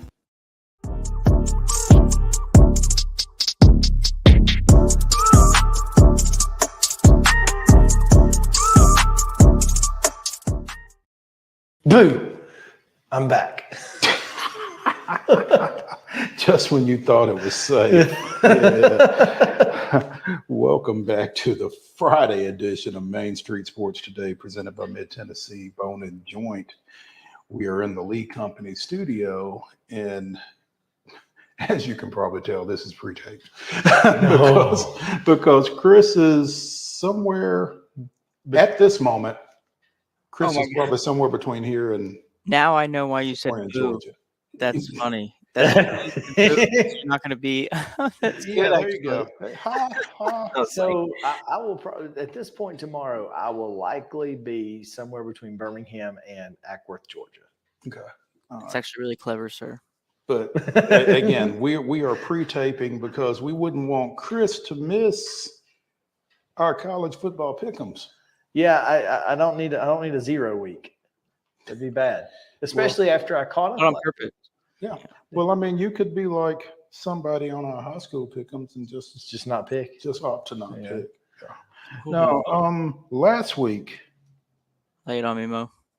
You were 7-3, 8-3 with the bonus pick of UT over Texas A&M. Your only misses were our misses, because Georgia did not cover against Vanderbilt. What are you doing, Georgia? Unreal. Yeah, right. Justin, our blind faith in Nick Saban was not well-founded, as Alabama did not cover against Arkansas. I wish I could say I'm not going to do the exact same thing next time. I actually picked Arkansas on that one. You did. You, however, also picked Washington State along with Justin to cover against Arizona. They not only did not cover, they got trounced. 44-6. They were favored. I did pick Arizona. They were favored. Yeah. So again, Justin was 7-3, 8-3 with the bonus pick. Chris was 7-3, missing on Georgia. Louisville, and the aforementioned Cougars. But I did get Tennessee right. You did get Tennessee right. So you were 7-3/8-3. I was 6-4/7-4 with the bonus pick. I missed Georgia, Alabama, as we mentioned. Washington, which won but did not cover. Won by field goal. The dang hook. Gotcha. The hook got me. Louisville. Yeah, so those were my four misses. You know, fellas, good week all around. It was a good week all around, absolutely. And I did not go back and total up, but yeah, that's all right. Above 500, all of us. All I know is that you and I are tied because I was 2. No, you were 2 back. Oh, so now you are only 1 back. Okay, I thought I was 1. Okay. What about the boy? Oh, You're in the lead. You're in the lead. So Let's go. yeah. So I tinker a lot with my fantasy team, and I've been told like my whole thing in life by my father that I'd never leave well enough alone. So I don't give these a lot of thought, and maybe that's the ticket. there you go. There you go. Don't overanalyze. Don't think it'll only hurt the team. It only hurts the team. That's right. Yeah. So Okay. Well, let's get into them. let's shall. All right. We start at 11 a.m. on Fox. Big noon kickoff. At the Big noon kickoff at 11 a.m. Well, it's 11 a.m. for us. Big noon for Eastern time zone. It'll be big noon for you. It will be big noon for me. So there's that. Number 3, Ohio State. At the shoe. At home. 4.5-point favorites against the Nittany Lions of Pennsylvania State. Only 4.5? Penn. Listen, man, if you listen to us, you think Penn State's going to win this game. Honestly, I'm a big. So I went through this really, really short, very, very short Vanderbilt fan phase when James Franklin was the coach. And so if you were going to be one, that was the time to be it. Exactly right. And it was during the very, very, very minuscule, small window was during the time he left, and we didn't like him. And so I just always have that in the back of my mind. But 4.5, I feel like it's just not enough points to pick. So I'm just kidding. Is it my turn? It is your Go turn. ahead. You're winning, man. I'll go Ohio State. You are going Ohio State. Ohio State is favored by 4.5. I am picking Penn State. You know, I picked Penn State at the beginning of the year to win the Big Ten. And if they're going to win the Big Ten, they have to win this ball game. That's right. So I'm picking Penn State. I'm with you. I got the Lions of the Nittany variety. What is a Nittany? Please explain. Please. If we have time. I think it's got something to do with the Nittany Valley that Penn State is located. That State College is located in. But I'm not entirely sure. I can tell you the intensive English communication program at Penn State says that the history is unclear. Many say it comes from a Native American word meaning single mountain. Others say it is named after a legendary Native American woman said to be from this area. No matter the origin, you'll see the name all over town. No doubt. You know, that was a good guess, Mo. I mean, you got one of the theories. That's pretty cool.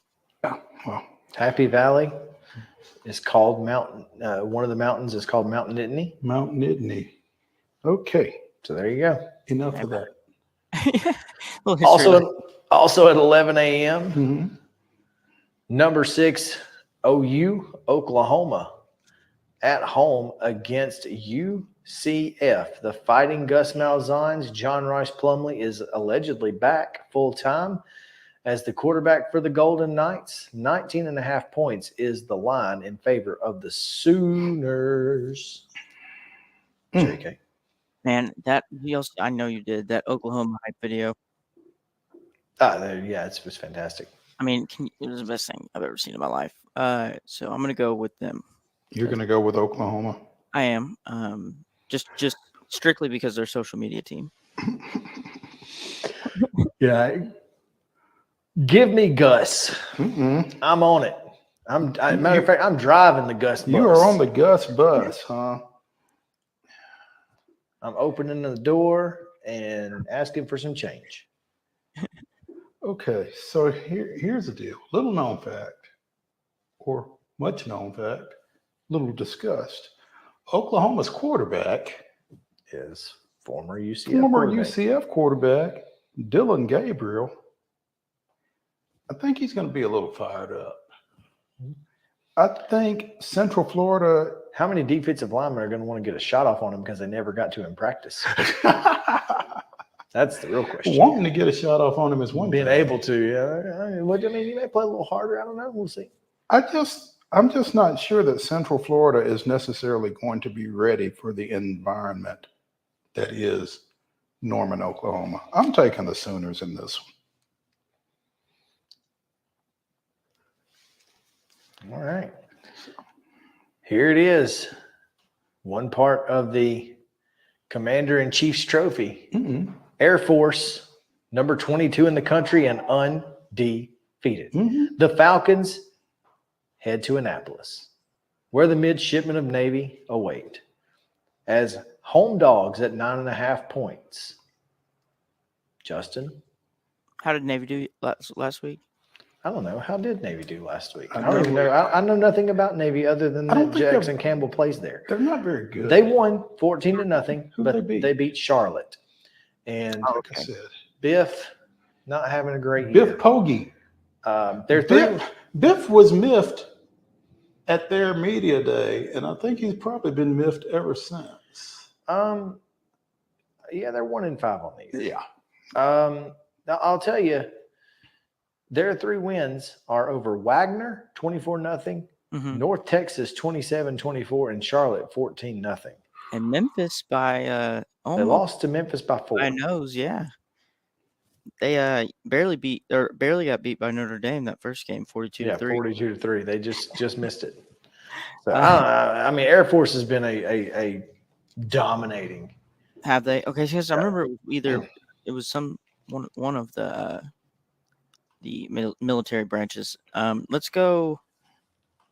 I'm gonna go Air Force. I mean, I feel like it's a toss up, probably because it's a huge rivalry, but I'll go Air Force. I will tell you, it's not a toss up. Really? Yeah, the trip across the country maybe has something to do with it, and playing at noon local time in Annapolis. Which is what, 10-9 in 10 Colorado Springs? Yeah, 10 in the morning. Yeah, I don't think that's going to matter. They're military. It doesn't matter. They might just stay up all night. Yeah. Air Force is going to win this game by 10 points At least. Okay. That one's on CBS if you want to watch it. Just right. And then following that game, you got Air Force, right? I do have Air Force. All right. That's what I thought. Following that game at 2:30 will be the tusked pachyderms from Tuscaloosa and the Vol Navy traveling down the Tennessee River. Should be fun. Number 17. Can't get there, can you? Yes. How close can you get? You go down. You go to the Black Warrior. So you can take the Tennessee River to the Black Warrior. Okay, but how close can you get? The river that separates Northport and yeah, it's close. In Tuscaloosa. Okay, it's close. Like you could walk. Wow, that's interesting. I wonder how many people will do that. Probably not many. Yeah, but that's unfortunate. Tennessee, 9.5 point dogs to the Tide. 68% of the general public on the Vols. And you know what that would mean to some people. At least one, yeah. So what are you going to do? Justin, what are you going to do? I kind of sometimes you inspire me. So all right, I will go. And here's all right. We have not talked about this in much length, and we've listened to other people. I did not wear any clothes underneath this to take off today because we're all really anniversary of that. Yeah, that didn't go so well. It wasn't very smooth. No, it wasn't. TV.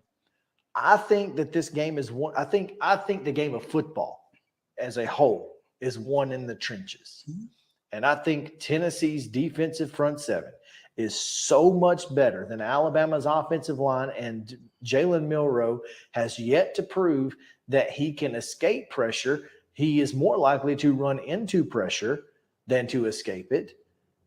And therefore, I think Tennessee wins this game by 50. Period. I'm not going Vols by 50 or nothing. Right. I think it's a 2-touchdown game. I think Tennessee can win this game by 2 touchdowns. I think Tennessee's run game can win this game, but when you talk about the trenches, I am reminded that Ollie Lane picked up like 3 penalties last week against Texas A&M just for no good reason. No good reason. That guy's got to clean it up. And so, I mean, you've got Cooper Mays back, but as long as who's behind him? Whoever it is needs to figure it out and start They playing. need to figure it out and figure out a way to get on the field to get him off. But hopefully he fixes those mistakes this week. I'm picking Tennessee to certainly cover 9.5 despite Ollie Lane. All right. So I'm gonna go. Hearing both of y'all go, it's very convincing. So I'm gonna go Vols as well. don't follow us Well, I as just think those scared straight shows used to say. That's right. For some reason, I compare it to Vrabel and Belichick. I don't know why, but Heupel and Saban. So either Saban's like really mad and he's gonna show it, or he still can't really figure out Heupel. So it's either one of those. I think it's a defensive thing. I think their offensive line is just putrid. I feel you. And that's where I don't think Alabama's going to score very easily. Is the point. Number 8, Texas, and the burnt orange Longhorns travel to an old rival. Maybe the last time they play this, first time they've played in 22 years. They go to Houston to take on the Crimson Cougars. The Cougars are 22.5-point underdogs, but this one means a lot to the city of Houston and the university. So I ask you, Justin, do the Longhorns cover 22.5 points? I'm going to say, yeah. I think I've rode with Texas all year, so I'm going to keep doing it. But I do think it's going to be an interesting game. Maybe. But then it could be a blowout. So I think Houston's terrible. And that's just, I know they just beat West Virginia, but I don't think West Virginia is that good. If you look at West Virginia's schedule, their record is a little deceiving. I don't think Houston can cover it. I just don't.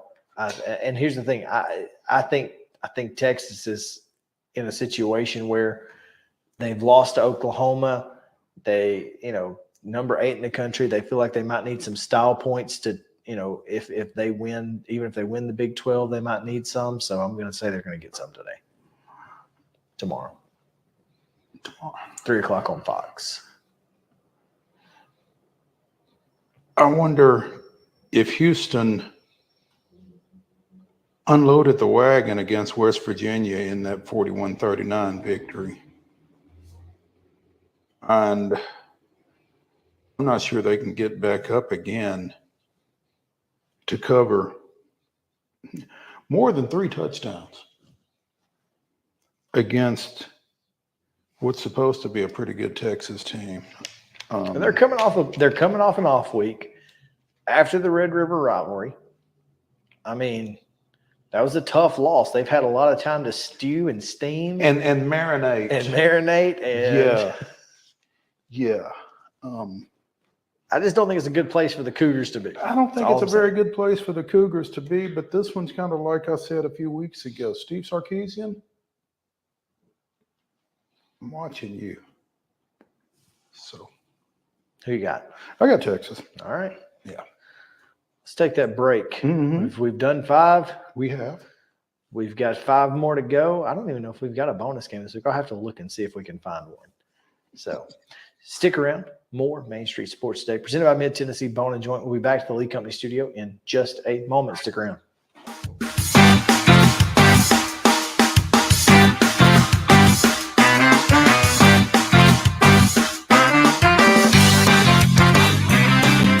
Mid-Tennessee Bone and Joint treats your orthopedic injuries and existing conditions. Our trained physicians will get you back in the game faster.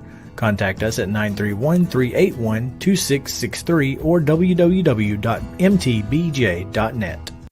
With Lee Company technology, the best handymen are hands-off. Lee Company techs have been using visual findings and other smart technology tools for years to add transparency and virtually take customers along. You see what we see, whether we're in a crawl space or on a roof. With Lee Company, technology helps us help you, no matter what's happening in the world or at your house.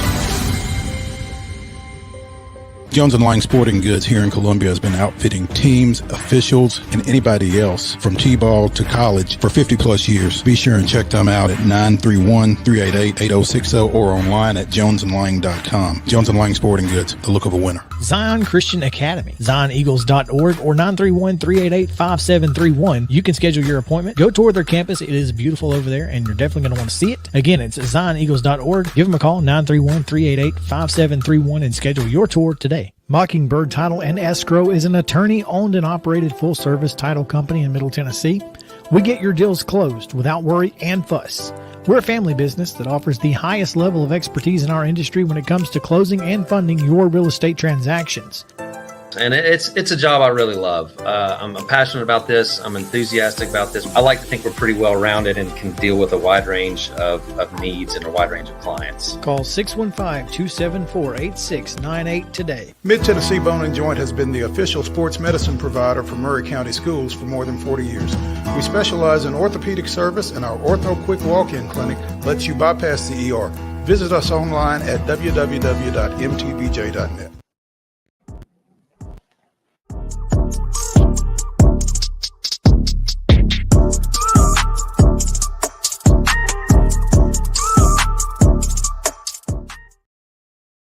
We're back, and then we've got 5 more games to pick, plus a bonus game. I found one. It's going to be exciting. Looking forward to it. But we've got 5 more games to pick, Mo.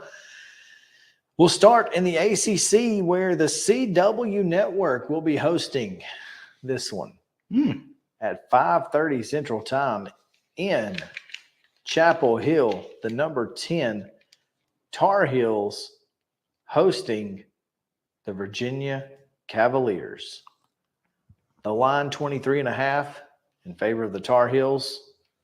Justin? Let's go with the powder blue homies. 23.5 is a lot of points. That is actually.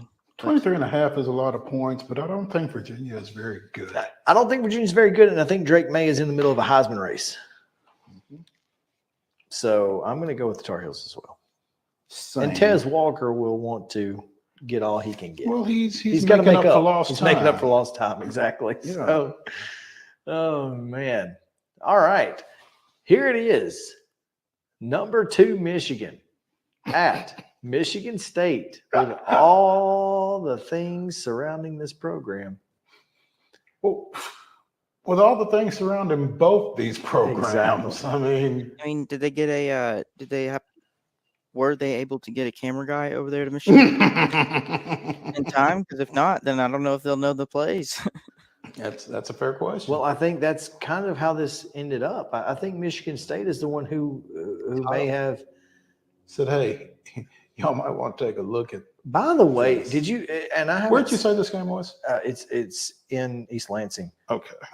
There is a video of Greg Schiano halftime interview where he alludes to this, to here, let's see if I can. The second half. Well, there's some stuff going on out there, so we just got to slow it down a little bit. There's some things going on that aren't right as well, so we'll talk about how to handle it. Does Michigan defense keeping Gavin Wimsatt in this passing game? That actually sounded so good, like when you put it up to the microphone. Greg Schiano knew. I'm just saying. If it had to happen to somebody. Yeah, you know. So anyway, Michigan's a 24.5 point favorite over Michigan State. Whose scandal is the more problematic? Debilitating. Yeah. Yes. Who's more problematic? I don't know. 24.5 is a lot of points. I'm gonna have to go Spartans. I'm gonna go Michigan. I think they got one more game in them before they start crumbling the program. They have certainly been absolutely destroying opponents to this point, but now we know why. Maybe. Yeah, exactly. Michigan State has spent all of the last 2 days fixing signals. They said, "Hey, who's that guy with that camera?" He starts running away. and so Michigan State has spent the last 2 days fixing signals. Michigan has spent the last 2 days being pissed off. Oh yeah, and preparing for Michigan State. I'm taking Michigan. All right. Michigan State's pretty bad. Yeah. Yeah, they are. ABC 6:30. This one is going to be fun, folks. Number 4, Florida State welcomes the number 16 Blue Devils of Duke. Yeah, buddy. 14.5 points, though, in favor of the Seminoles. It says upset city written all over it. You know, Duke broke onto the national scene in a nationally televised game over Labor Day weekend when they throttled Clemson. They might be ready to grab the spotlight yet again. I'm taking Duke to cover. I'm riding. Let's go, Mo. Here's my problem with Duke.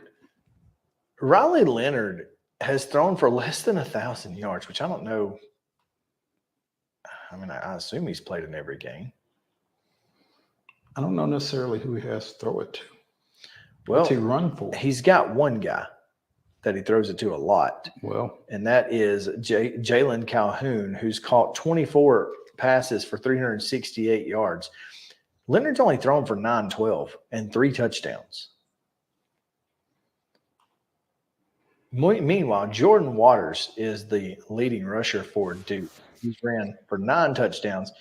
When he touches it, things happen. 426 yards on just 65 carries. That's over 6.5 yards a carry. So I think this is going to be Duke's going to try to play ball control. Duke's going to try to find a way to keep it close late and give themselves a chance, and that's why they cover 14.5.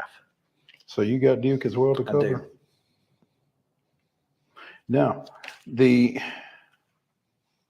devil's advocate to that is Florida State can strike quick with Jordan Travis. But yeah, I like Duke to cover. I mean, if it was straight up, I would be taking the Seminoles. All right. Down in the Bayou, where we were born on the Bayou. Camouflage, end zones and all for the Bayou Bengals in honor of their opponent. Did you see, I don't know who their opponent is, but did you see earlier this week that the Associated Press named Jaden Daniels the halfway Heisman?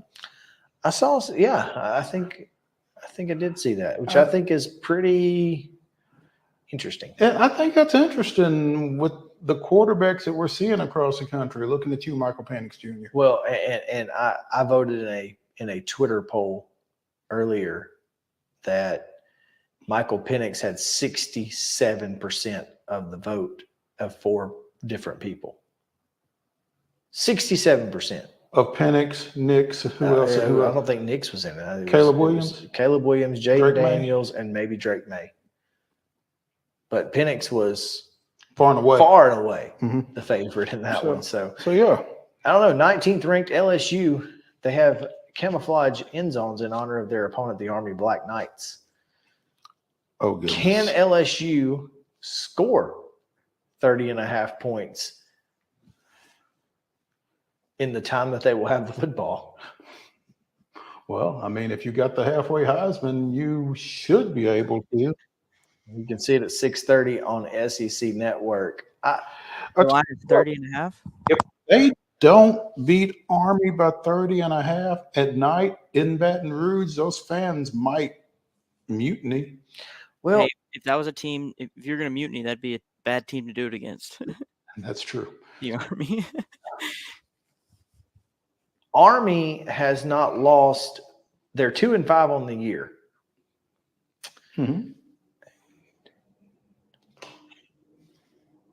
They've not lost by 30.5. I was close. Their 4 losses were by 40 points total. Ooh. It was but who are they to, though? Louisiana Monroe, Syracuse, Boston College, and Troy, who shut them out last week. They did, however, beat UTSA. Yeah. So if that tells you anything about Conference USA. Do we think LSU is or not? I mean AAC. Don't take it serious, because if not, then I don't know if they'll cover that.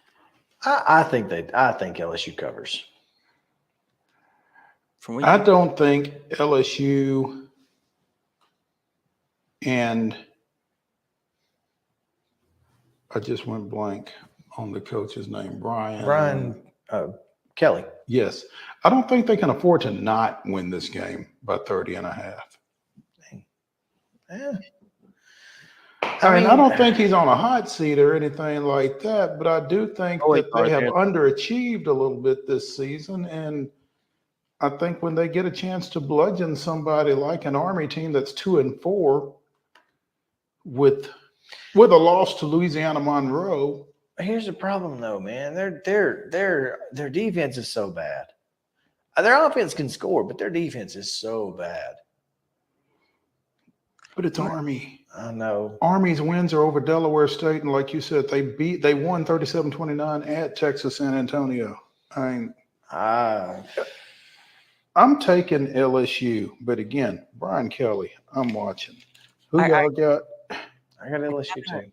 I got LSU, but I kind of understand what you're saying, Chris. Like, really, if you're our coach at LSU, you're on the hot seat regardless.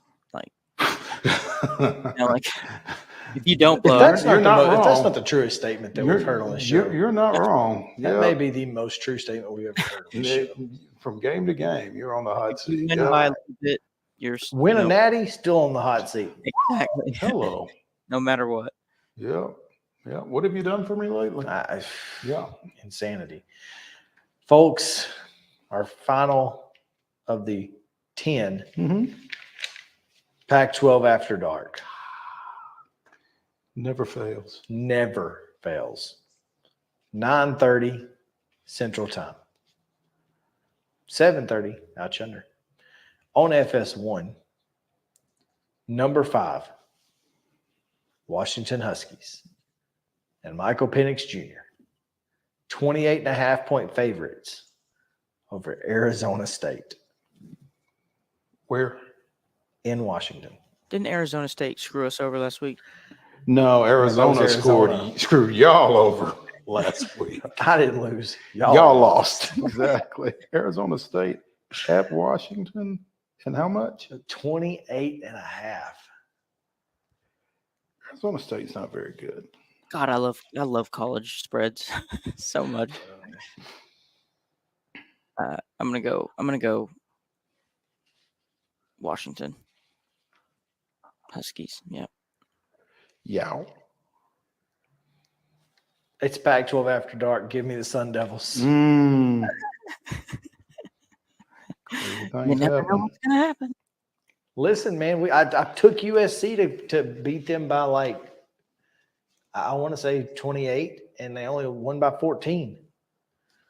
So, look, I don't think they're very good. I think Washington's going to win the game, but I think it's probably going to be 28 points. Well, I think Washington's better than USC for one thing. Yeah, but it's Pac-12 After Dark, man. Well, I'm going with the Purple Rain to cover. So, what's your bonus game? It is those USC Trojans in the Coliseum hosting the Utes of Utah. 14th ranked Utah comes into Memorial Coliseum as a 7-point underdog. USC favored at home. 7 even? No hook? 7 even. That's bizarre. Well, no, the pick'em always has a hook because you have to have a win or loss. You can't push. Gotcha. This is an actual line from Caesar Sportsbook. Okay. All right. Gotcha. I'm going with my cousin Vinny. The Utes? Yes, sir. Okay. These two Utes. I'm sorry. What did you say? Did you say? Yeah. Utah always seems to find a way to win this stupid game. Of course, they've had a different quarterback the last couple of times. So. Is Dude not back? No, I don't. Cam Rising Rising is not back? At this point, I'm just assuming Cam Rising is not playing. So, it's Nate Johnson or nobody. Nate Johnson has thrown for 499 yards this year. to Caleb Williams' 2,000. Caleb Williams has thrown more interceptions than Nate Johnson has touchdowns, though. If that helps you. It doesn't, I'm sure. I mean, they don't move the ball. But here's the thing. USC gives up 400 yards a game on defense. 400.